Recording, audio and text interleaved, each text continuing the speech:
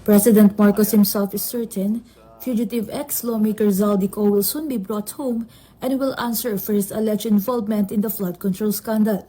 This is the third time Marcos gave an update on Ko, who is said to have been, quote, arrested in the Czech Republic on travel document-related issues.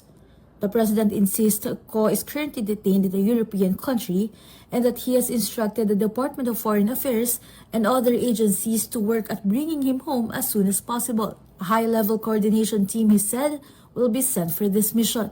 Ang ganitong mga proseso ay may sinusunod na mga legal na hakbang sa pagitan ng mga bansa. Kaya't nangangailangan na sapat na panahon upang maisagawa ng tama. We will bring Zaldico home and we will do so in accordance with the law. He will answer to the Filipino people. So far, though, there has been no proof of Zaldico in custody in Prague. And in the absence of any visual proof, there are those who continue to cast doubt on the information that Marcos has given, one of whom is former Duterte presidential spokesperson Harry Roque. Lahat ng sinabi ng Presidente Marcos Jr. aka bangag tungkol kay Zaldico ay fake news.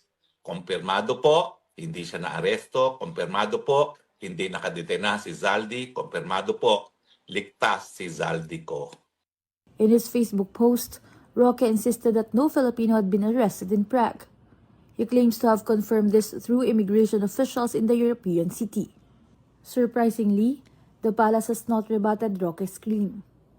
International law expert attorney Ralph Sarmiento says if Ko was indeed arrested for a border immigration issue, his case will likely be under the jurisdiction of the Czech Republic's Justice Department. As such, the Philippine government must act fast to ensure Ko's deportation. So hindi tayo pwede mag-request ng extradition. Or kung magre-request naman tayo ng extradition, it will be denied, but prerogative din ng Czech Republic na mag-deport ng tao.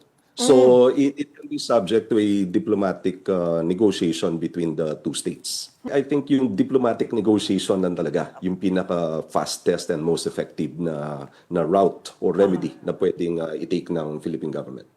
Sarmiento says that aside from a red notice from the International Criminal Police Organization, or Interpol, the Philippines may also invoke the United Nations Convention Against Corruption, or UNAC. Both the Philippines and the Czech Republic are members. Under the UNAC, member states are required to assist one another in the capture of persons wanted for corruption cases. Zaldico is currently facing graft and malversation raps. There could be one problem if this intervention is sought against Ko, though. So kung mag-file sa ng asylum, yun, it will again further complicate the matter.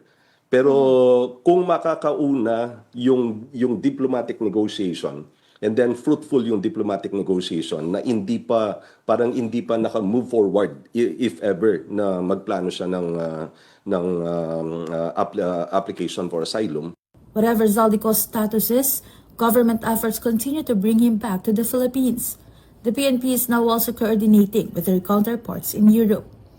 The PNP will be the agency tasked to receive Ko and process him before being turned over to the Sandigan Bayan, the court which issued the warrant of his arrest. Magiging transparent ang Philippine National Police magmula sa araw na dumating dito sa Pilipinas ang nasabing dating congressman at sa panahon sa kanyang pagdating dito sa Camp Crame, pagpuproseso sa kanyang medical, physical examination, at hanggang sa may return yung warrant sa Sandigan Bayan. Kapatid Mobile Journal Julie Baiza, we're